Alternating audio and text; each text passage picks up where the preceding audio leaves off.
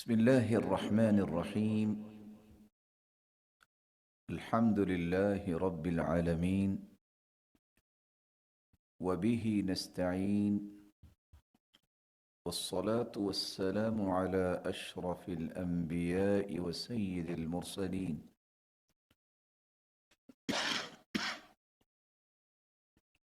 وعلى آله وصحبه ومن تبعهم بإحسان إلى يوم الدين، أما بعد، فأعوذ بالله من الشيطان الرجيم. يا أيها الذين آمنوا قوا أنفسكم وأهليكم نارا.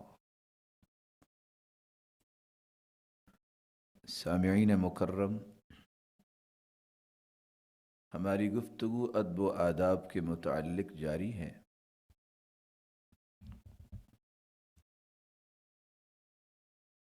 سب سے پہلے ہم نے اللہ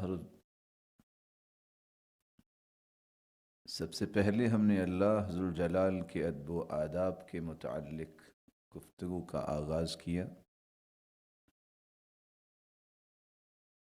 اور اس کے مظاہر کو تفصیل سے بیان کیا۔ پھر رسول اللہ صلی اللہ علیہ وآلہ وسلم کے ادب و آداب کے متعلق تفصیل سے گفتگو کی۔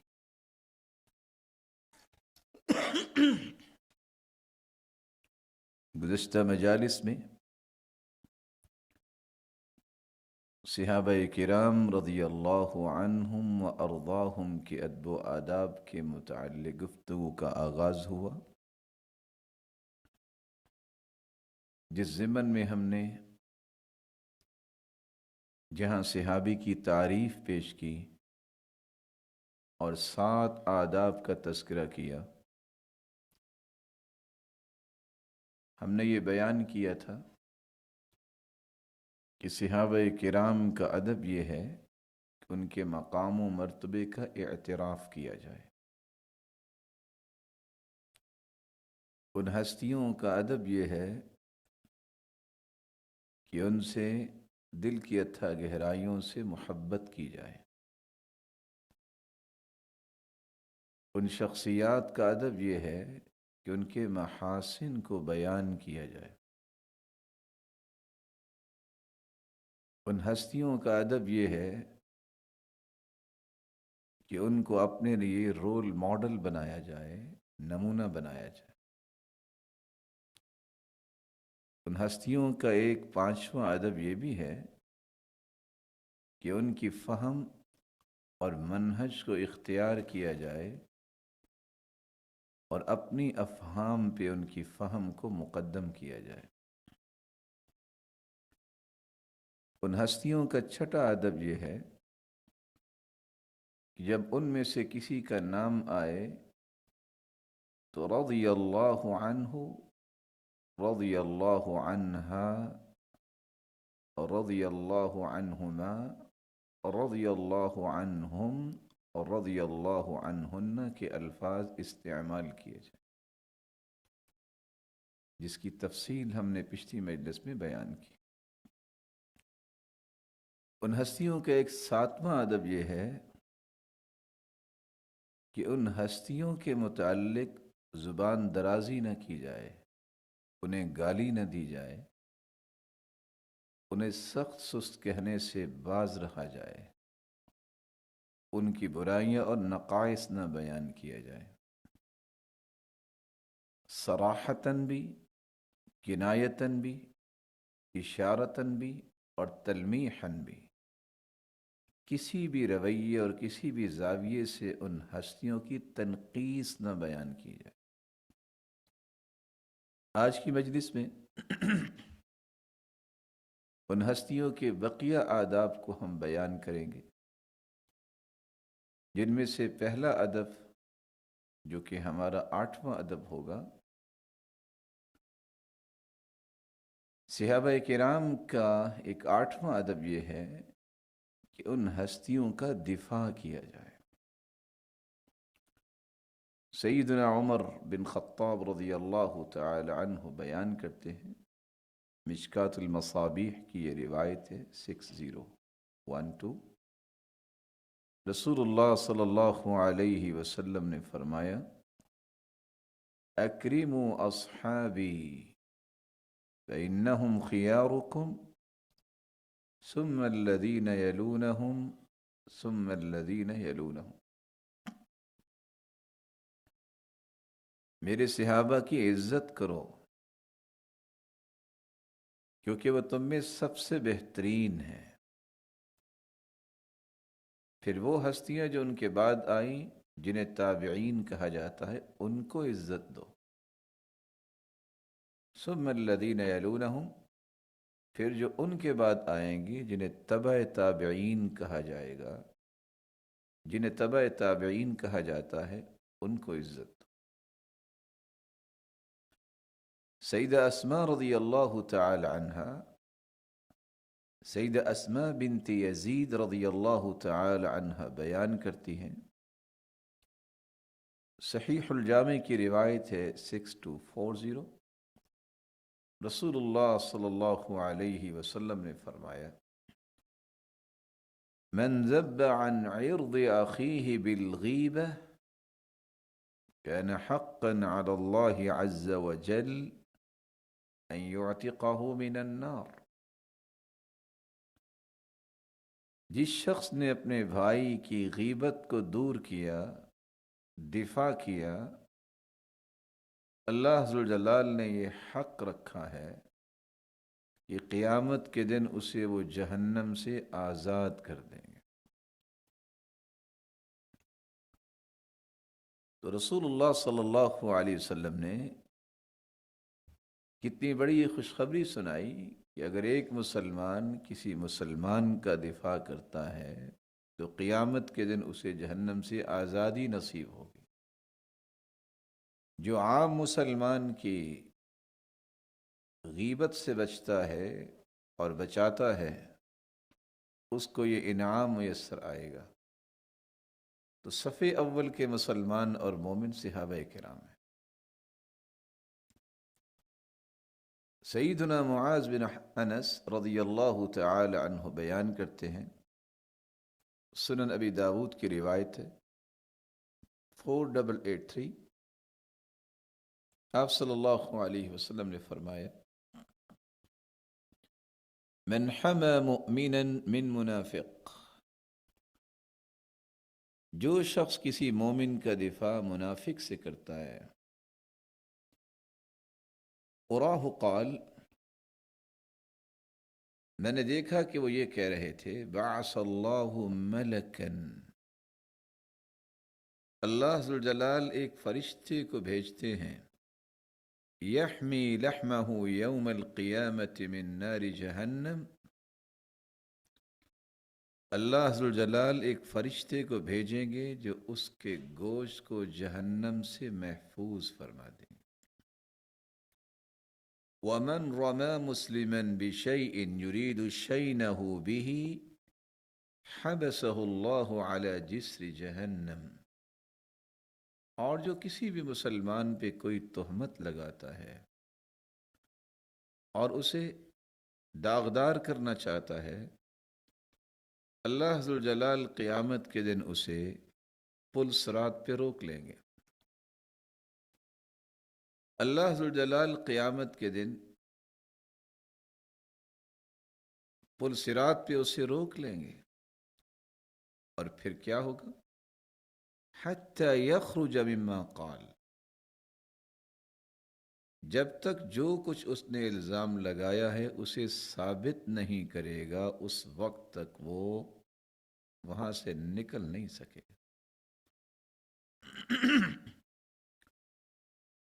عاری بن حمید بیان کرتے ہیں قام رجل فنال من عائشہ، قام رجل فنال من عائشہ رضی اللہ عنہا، ایک آدمی کھڑا ہوا اور اس نے صدیقہ بنت الصدیق حبیبۃ رسول اللہ صلی اللہ علیہ وسلم سیدہ عائشہ رضی اللہ تعالی عنہا کے متعلق زبان درازی شروع کی. فقام عمار رضی اللہ عنہ، تو سیدنا عمار بن یاسر رضی اللہ تعالی عنہ کھڑے ہوئے. یتخطى الناس فقال،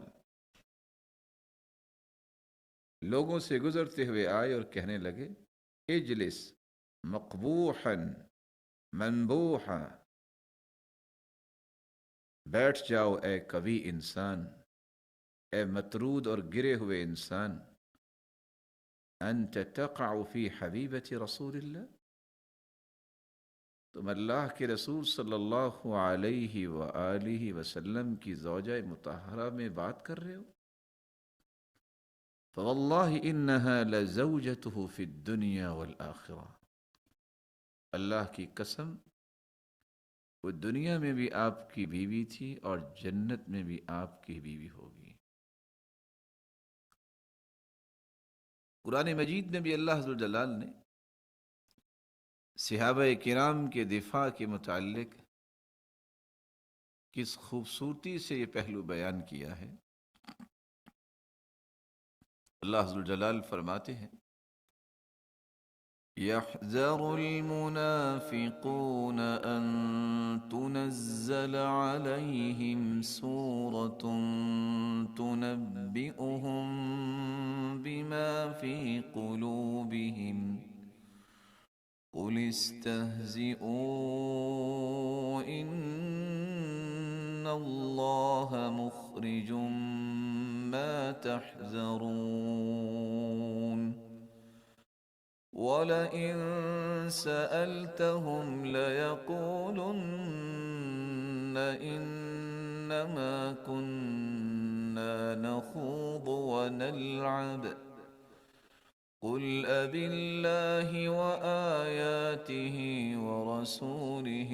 كُنتُمْ تَسْتَهْزِئُونَ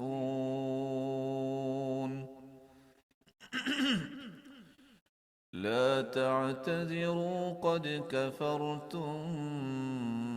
بعد إيمانكم إن نعف عن طائفة منكم نعذب طائفة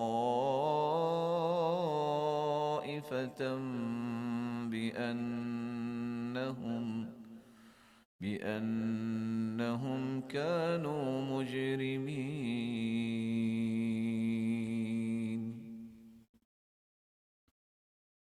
منافقوں کو یہ خوف لاحق ہے کہ ان پر کوئی ایسی صورت نہ نازل ہو جائے جو ان کے دلوں کے بھید نہ واضح کر دے. قل استہزئوا ان اللہ مخرج ما تحذرون، فرما دیجئے مذاق کر لو جو تم نے مذاق کرنے ہیں، اللہ ذوالجلال ضرور انہیں نکالیں گے جو تمہارے دلوں میں ہیں اور جس سے تم خوف کھا رہے ہو. اور اگر سوال کریں گے آپ ان سے تو یہ کہیں گے ہم تو ویسے کھیل کود کر رہے تھے، شغل لگا رہے تھے. تو ان سے کہہ دیجئے کیا اللہ ذوالجلال کے ساتھ اور اس کی نشانیوں کے ساتھ اور اس کی رسول کے ساتھ تم مذاق کرتے ہو؟ لا تعتذروا قد کفرتم بعد ایمانکم، عذر پیش کرنے کی ضرورت نہیں ہے، ایمان کے بعد تم نے کفر کو اختیار کیا. زید بن اسلم بیان کرتے ہیں ان رجلا من المنافقین، ایک منافق نے عوف بن مالک رضی اللہ تعالی عنہ سے کہا غزوہ تبوک میں، ما لقرائنا هؤلاء ارغبنا بطونا واكذبنا السنة واجبننا عند اللقاء کیا ہے ان لوگوں کو جو ما لقرائنا هؤلاء، ان ہمارے قرآن پڑھنے والوں کا کیا حال ہے؟ کھانے میں بہت یہ شیر ہے، زبان کے اعتبار سے یہ جھوٹ بولتے ہیں اور جہاد میں بزدلی دکھاتے ہیں۔ تو عوف بن مالک رضی اللہ تعالی عنہ نے منافق کی یہ بات سن کے جواب دیا، کذبت ولکنک منافق، تم یہ جھوٹ کہہ رہے ہو بلکہ تم منافق ہو۔ لأخبرن رسول اللہ صلی اللہ علیہ وسلم، میں اللہ کے رسول صلی اللہ علیہ وسلم کو اس بات کی ضرور خبر دوں گا۔ فذهب عوف إلى رسول الله صلی اللہ علیہ وسلم لیخبرہ، سامنے خیمہ تھا، رسول اللہ صلی اللہ علیہ وآلہ وسلم کو خبر دینے کے لیے عوف بن مالک رضی اللہ تعالی عنہ گئے۔ فوجد القرآن قد سبقہ، یہ تو خیمے میں ابھی نہیں پہنچے تھے، اللہ ذوالجلال کے نورانی فرشتے جبریل وحی لے کے پہلے پہنچ چکے تھے۔ زید بیان کرتے ہیں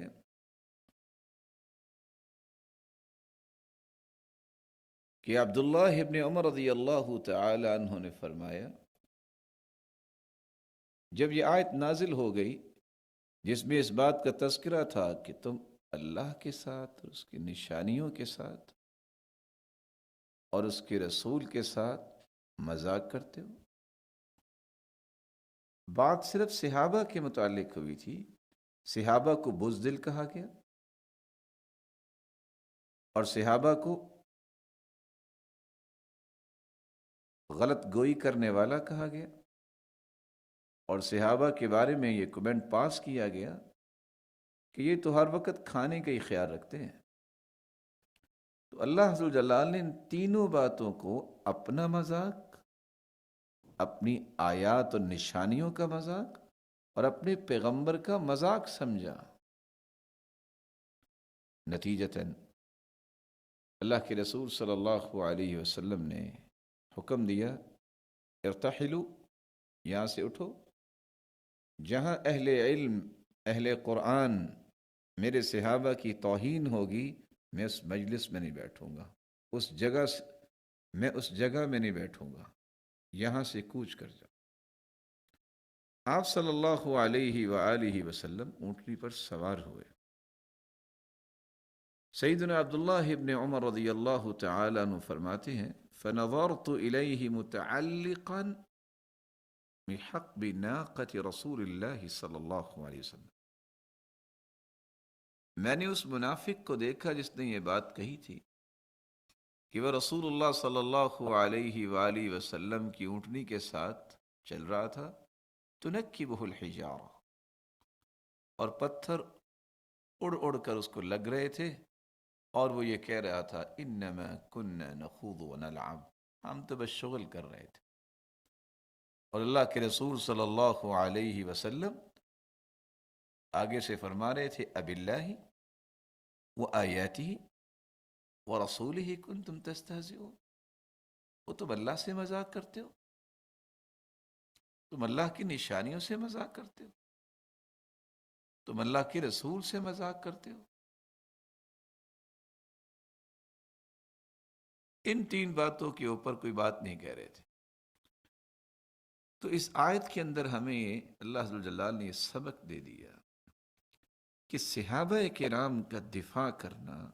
یہ ایک ذمہ داری ہے۔ اللہ کے پیغمبر نے اپنے رب کے حکم کی تابعداری کرتے ہوئے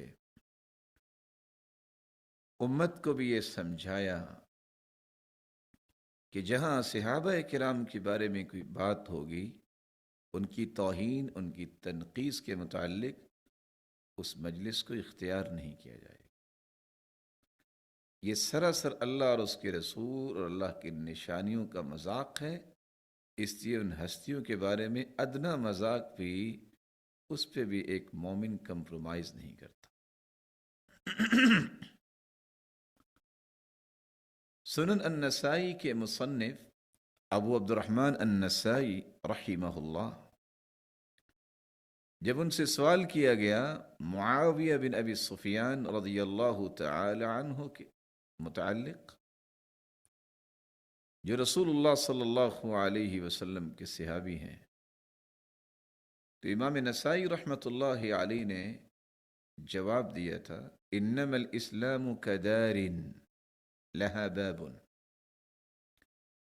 اسلام کی مثال تو ایک گھر کی مثال ہے جس کا دروازہ ہو۔ فباب الاسلام الصحابہ، اسلام کا جو گھر ہے یہ قصر اور محل ہے، اس کا دروازہ صحابہ کرام ہے۔ فمن آذ الصحابہ انما اراد الاسلام كمن نقر الباب انما يريد دخول الدار، جو صحابہ کرام کو تکلیف دیتا ہے وہ حقیقت میں اسلام کو تکلیف دینے کا ارادہ کرتا ہے۔ یوں سمجھے جو دروازے کو کھٹکھٹاتا ہے وہ گھر میں داخل ہونا چاہتا ہے۔ امام نسائی رحمۃ اللہ علیہ ساتھ فرماتے ہیں فمن اراد معاویہ فانما اراد الصحابہ، جو شخص سیدنا معاویہ رضی اللہ تعالی عنہ کے متعلق کوئی بات کرتا ہے وہ حقیقت میں صحابہ کرام پہ طعن کرتا ہے۔ رسول اللہ صلی اللہ علیہ وآلہ وسلم کے صحابہ کا یہ 8واں ادب ہے کہ ان کا دفاع کیا جائے، ان کی غیبت سے، ان کی تنقید سے لوگوں کو روکا جائے، اور اگر کوئی ایسی جرت کرتے ہیں تو انہیں رسول اللہ صلی اللہ علیہ وسلم کے فرامین سنائے جائیں، ان کی تربیت کی جائے، اور ایسی مجالس سے اپنے آپ کو محفوظ رکھا جائے جہاں ان شخصیات اور ان ہستیوں پر تبرہ بازی کی جاتی ہے۔ صحابہ کرام کا ایک 9واں ادب یہ ہے کہ ان کے باہمی کسی بھی معمولی اختلاف کو اپنی گفتگو کا محور نہ بنایا جائے، اس کے متعلق بحث و مباحثے سے اجتناب کیا جائے۔ صحیح الجامع کی ایک روایت ہے 545 اور سلسلہ صحیحہ کی روایت 34، سیدنا عبداللہ ابن مسعود رضی اللہ تعالی عنہ بیان کرتے ہیں رسول اللہ صلی اللہ علیہ وآلہ وسلم نے فرمایا، اذا ذکر اصحابی فامسکوا، جب میرے صحابہ کا تذکرہ کیا جائے تو رک جایا کرو، ان کے بارے میں کو غیر لائق الفاظ، ان کی تنقیص یا ان کی عزت و احترام سے گرے ہوئے الفاظ استعمال نہ کیا کرو۔ فَأَمْسِكُوا أَلْسِنَتَكُمْ، اپنی زبانوں کو روک لیا کرو۔ وَإِذَا ذُكِرَتِ النُّجُومُ فَأَمْسِكُوا،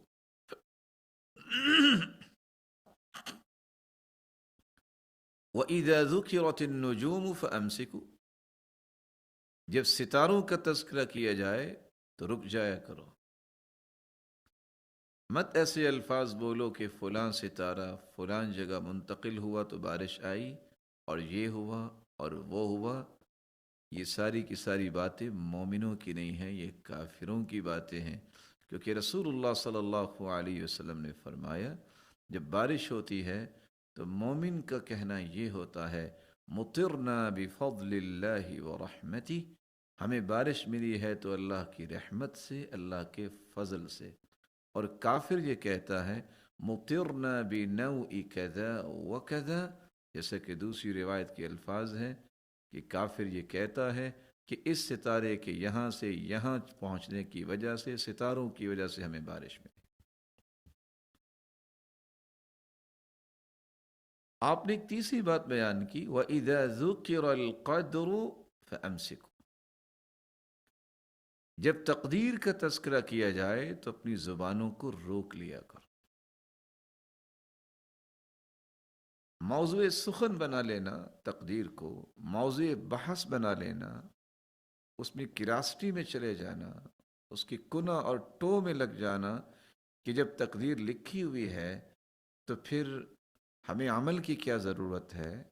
کیا آپ نے لکھی ہوئی تقدیر پڑھ لی یا آپ کے سامنے پیش کر دی گئی؟ غلط کاری کرنے کے بعد یہ کہنا کہ بس اس لیے میں نے کیا کہ میری تقدیر میں لکھا تھا، اللہ ذوالجلال نے شریعت کو واضح کر دیا ہے کہ یہ اچھا کام ہے اور یہ برا کام، اور وہاں نہ جانے کس کس زاویے سے تقدیر کے متعلق انکار کے پہلو پیش کرنا اور اس کو حجت بنا لینا اور اس طرح کے دیگر پہلوؤں میں اپنے آپ کو گھسیٹ لینا، یہ دانش مندی نہیں ہے۔ دانش مندی یہ ہے کہ تقدیر پر ایمان لایا جائے اور اللہ کے رسول صلی اللہ علیہ وسلم کے اس فرمان کو یاد رکھا جائے، اعملوا فکل میسر لما خلق لہ، تم عمل کرو، جس کو بھی جس چیز کے لیے پیدا کیا گیا ہے اس کے لیے وہ عمل آسان ہو جائے۔ تو رسول اللہ صلی اللہ علیہ وآلہ وسلم نے خصوصاً صحابہ کرام تقدیر اور ستاروں کے بارے میں زبان روکنے سے، زبان کو چلانے سے منع کر دیا کہ جب بھی تم صحابہ اور تقدیر اور ستاروں کے متعلق گفتگو کرو تو احتیاط برتا کرو، کوئی ایسی بات نہ کیا کرو جس کا شریعت میں کوئی وزن نہ ہو، کہیں ایسی بات کر کے کفر کی طرف، انکار کی طرف یا اللہ کی آزمائش اور عذاب کی طرف نہ چلے۔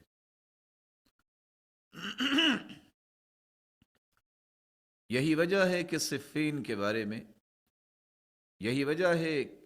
کہ اہل صفین کے بارے میں جو سیدنا عمر بن عبدالعزیز رحمہ اللہ سے سوال کیا گیا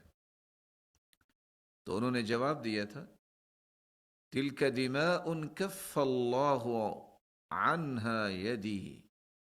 لا اريد ان الطخ بها لسانی، اللہ تعالیٰ نے میرے ہاتھوں کو ان خونوں سے محفوظ رکھا، میں اپنی زبان کو بھی محفوظ رکھنا چاہتا ہوں، میں اپنی زبان کو اس میں نہیں لگاؤں، میں کوئی ایسی بات بھی نہیں کروں گا۔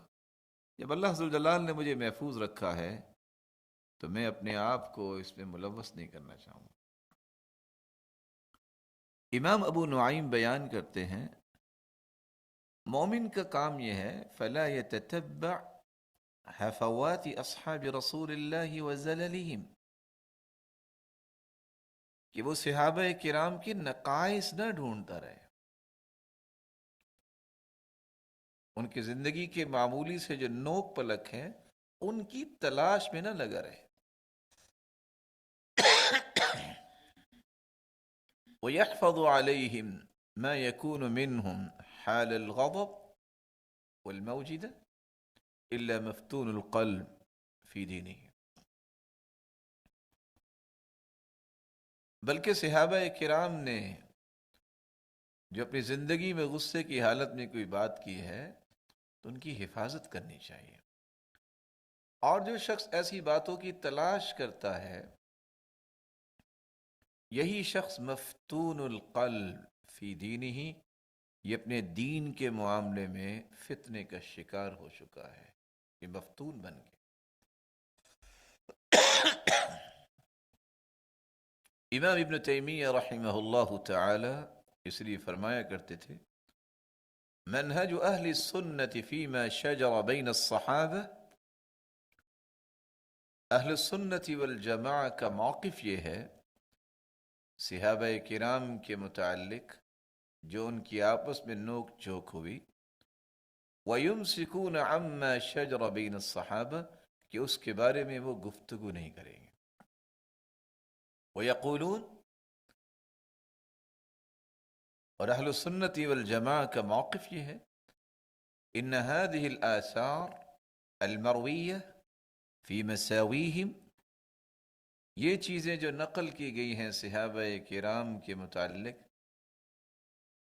جن میں ان کا نقص واضح کرنے کی کوشش کی گئی ہے، منہا ما ہوا کذب، ان میں سے کچھ تو ایسی ہیں جو بالکل جھوٹ،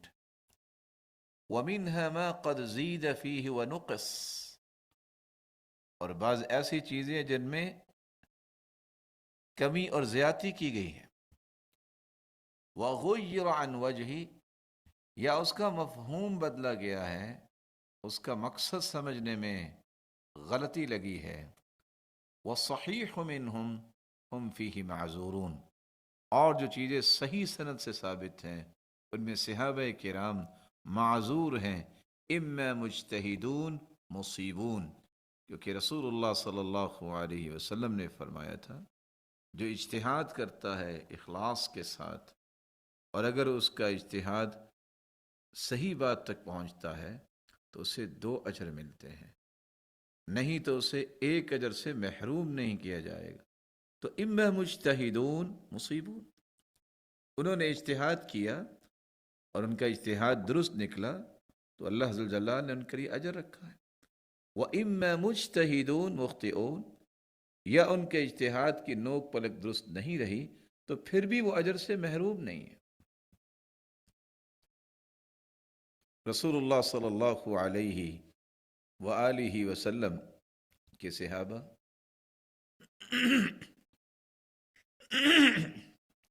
ان کا نوع ادب یہ ہے کہ ان کے باہمی اختلافات کو اپنی گفتگو کا محور یا بحث و مباحثے میں نہیں جانا چاہیے، بلکہ زبانوں کو روک لینا چاہیے۔ اس لیے سیدنا عمر بن عبدالعزیز رحمہ اللہ تعالی فرمایا کرتے تھے، مثل اصحاب رسول اللہ صلی اللہ علیہ وسلم مثل العیون، صحابہ کرام کی مثال تو آنکھوں کی مثال ہے۔ کس اعتبار سے؟ وَدَوَاءُ الْعُيُونِ تَرْكُ مَسِّهَا، آنکھوں کو آپ رب کرتے رہیں تو یہ آپ کو تکلیف دیں گی، اور ان کی دوا یہ ہے، علاج یہ ہے کہ آنکھوں کو مس نہ کریں، یہ آنکھیں آپ کی درست رہیں گی۔ جتنا آپ ان کو بھینچنا چاہیں گے، جتنا آپ زیادہ رب کریں گے، اتنا ہی یہ آپ کے لیے باعث تشویش اور باعث تکلیف بن جائے۔ صحابہ کرام کا ایک 10واں ادب بھی ہے کہ ان کی بخشش کی دعا کی جائے، اللہ ذوالجلال کی رحمتوں کی برکھا برسنے کی دعا کی جائے۔ والذین جاءوا من بعدهم يقولون ربنا اغفر لنا ولإخواننا الذين سبقونا بالإيمان ولا تجعل في قلوبنا غلا للذين آمنوا ربنا إنك رؤوف رحیم۔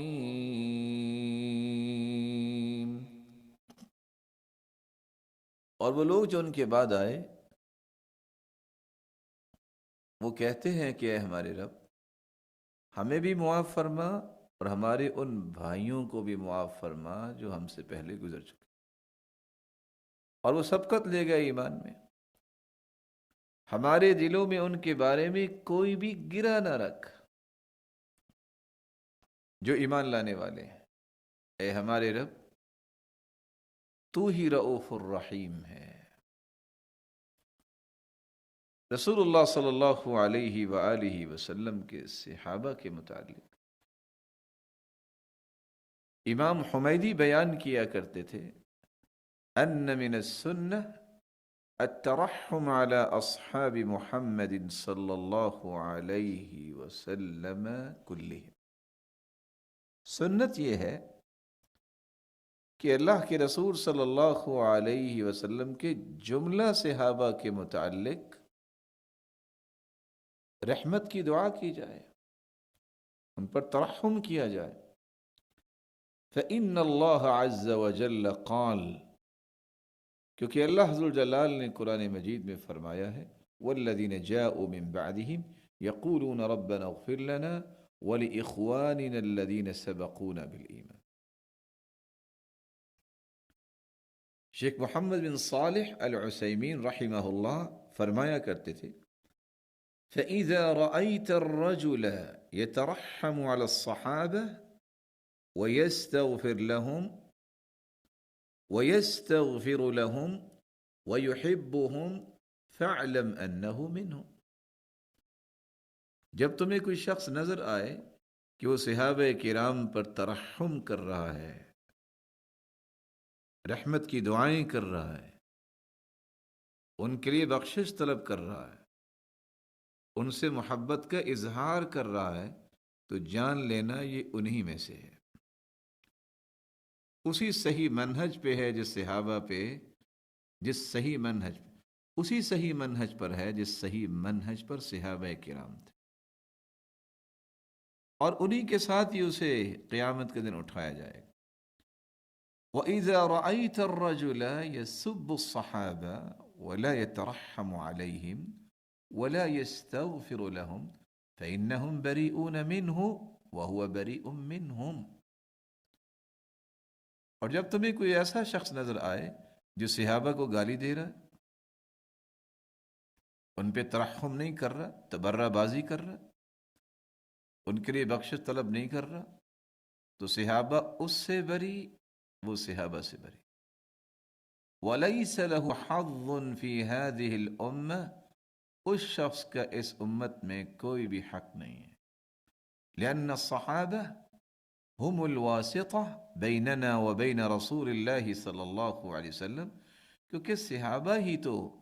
ہمارے اور رسول اللہ صلی اللہ علیہ وآلہ وسلم کے درمیان صرف واسطہ ہے۔ الذین بلغوا شریعت اللہ عن رسول اللہ صلی اللہ علیہ وسلم، جنہوں نے رسول اللہ صلی اللہ علیہ وسلم سے شریعت ہم تک منتقل کی ہے۔ والرسول هو الواسطہ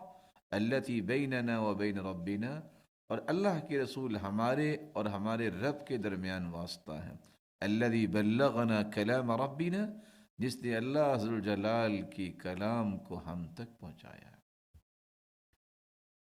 تو جو نبی کی ذات پہ زبان کھولتا ہے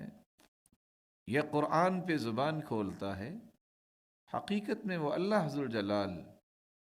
اور اللہ عز وجلال کے محبوب محمد الرسول اللہ صلی اللہ علیہ وسلم پر زبان کھولتا ہے، اور جو صحابہ کرام پر زبان کھولتا ہے وہ واسطہ ختم کرنا چاہتا ہے جس کے ذریعے دین آیا ہے۔ جب ان کی شخصیت کو وہ داغدار کرے گا جس طرح کہ ان کا خیال ہے، تو پورے اسلام کو گرانے میں کامیاب ہو۔ وحاشا للہ ان یکون ھذا، اور کبھی بھی ایسا نہیں ہوگا۔ اللہ عز وجل نے دین کی حفاظت کی ہے اور کرنی ہے۔ اللہ عز وجل اپنے چنیدہ بندوں کی حفاظت کیا کرتے ہیں۔ اللہ عز وجل نے ایسے لوگ پیدا کیے ہیں جو ان کا دفاع کرنے والے ہیں، اور ان کی ناموس کے لیے ہر غالی اور نفیس چیز پیش کرنے کے لیے ہر وقت تیار رہتے ہیں۔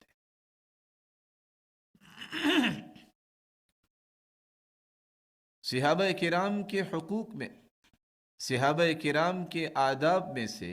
ایک ادب یہ ہے کہ وہ صحابہ جو اہل بیت ہیں ان کے حقوق کا بھی خیال کیا جائے اور ان کے ادب و آداب کا بھی خیال کیا جائے۔ سیدنا زید بن ارقم رضی اللہ تعالی عنہ سے مروی ہے، صحیح مسلم کی روایت ہے 2408، رسول اللہ صلی اللہ علیہ وآلہ وسلم نے فرمایا، اے لوگو، فَإِنَّمَا أَنَا بَشَرٌ، میں ایک بشر ہوں، يُوشِكُ أَن يَأْتِيَ رَسُولُ رَبِّي فَأُجِيبُ، قریب ہے کہ اللہ کی طرف سے پیغام لانے والا پیغام لائے اور میں اس کے پیغام کا جواب دوں، یعنی میں اپنے رب کے پاس چلا جاؤں۔ وَأَنَا تَارِكٌ فِيكُمْ ثَقَلَيْنِ، میں دو چیزیں تم میں چھوڑ کے جا رہا ہوں، اولہما کتاب اللہ، جن میں سے پہلی چیز اللہ کی کتاب ہے، فیہ الہدی والنور، جس میں ہدایت بھی ہے روشنی بھی ہے، فخذوا بکتاب اللہ واستمسکوا بہ، اس اللہ کی کتاب کو مضبوطی سے تھام لو اور اس کے مطابق اپنی زندگی گزارو۔ فحث علی کتاب اللہ ورغب فیہ، رسول اللہ صلی اللہ علیہ وسلم نے اللہ کی کتاب پر ترغیب دلائی اور انگیخت دلائی، تیار کیا لوگوں کو۔ ثم قال، پھر فرمانے لگے، وَأَهْلُ بَيْتِي أُذَكِّرُكُمُ اللَّهَ فِي أَهْلِ بَيْتِي أُذَكِّرُكُمُ اللَّهَ فِي أَهْلِ بَيْتِي أُذَكِّرُكُمُ اللَّهَ فِي أَهْلِ بَيْتِي، اور اہل بیت، میں تمہیں اہل بیت کے متعلق اللہ یاد کرواتا ہوں کہ ان کا خیال کرنا۔ حسین بیان کرتے ہیں،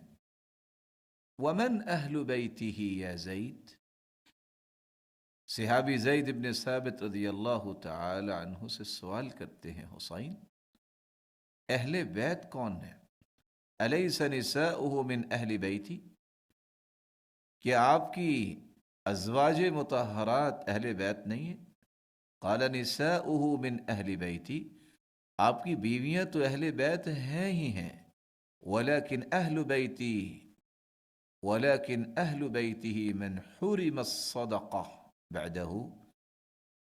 اہل بیت وہ بھی ہیں جن پر صدقہ حرام ہے آپ صلی اللہ علیہ وسلم کے بعد۔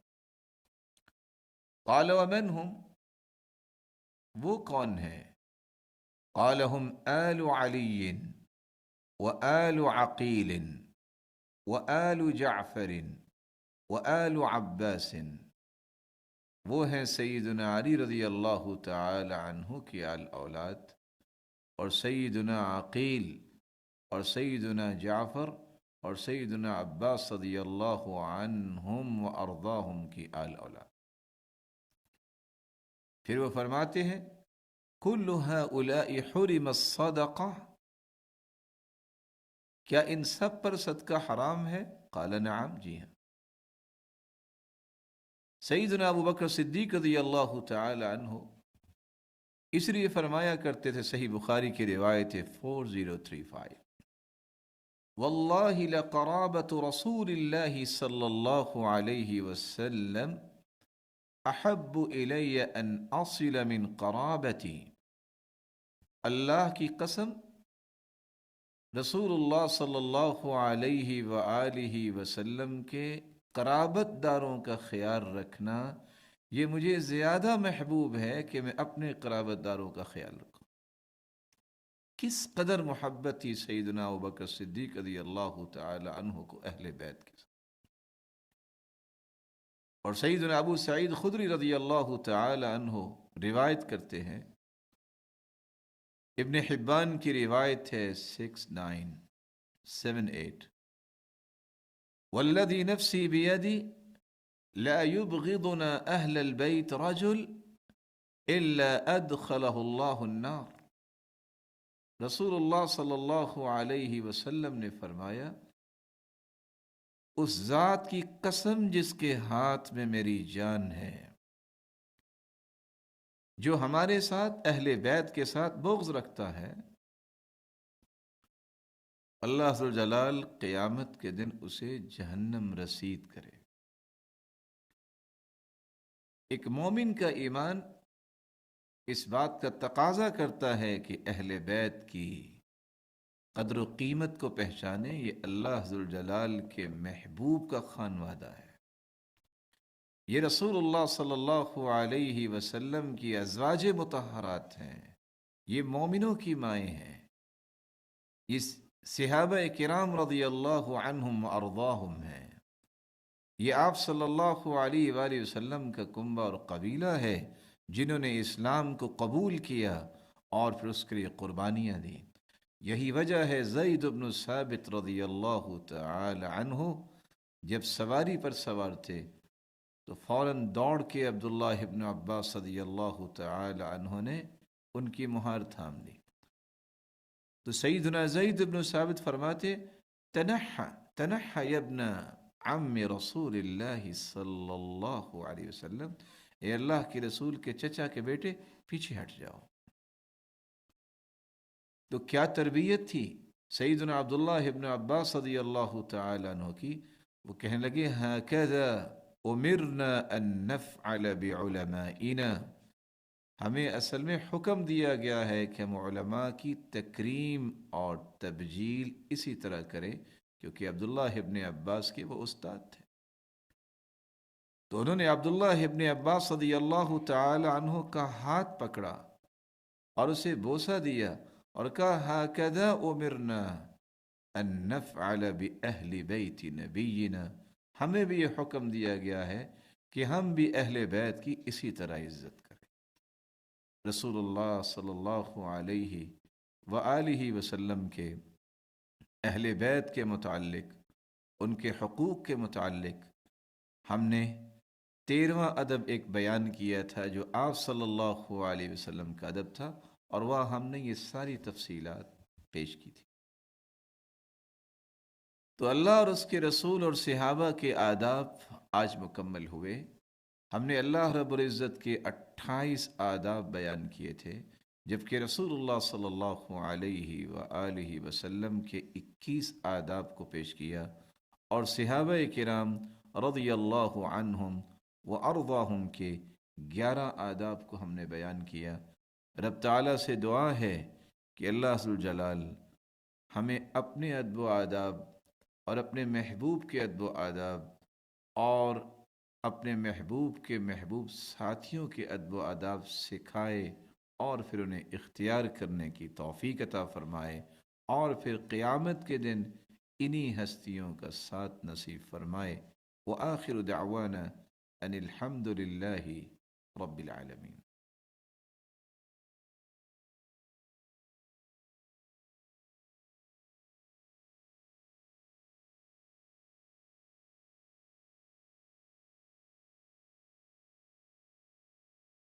سبحان ربك رب العزة عما يصفون وسلام على المرسلين والحمد لله رب العالمين۔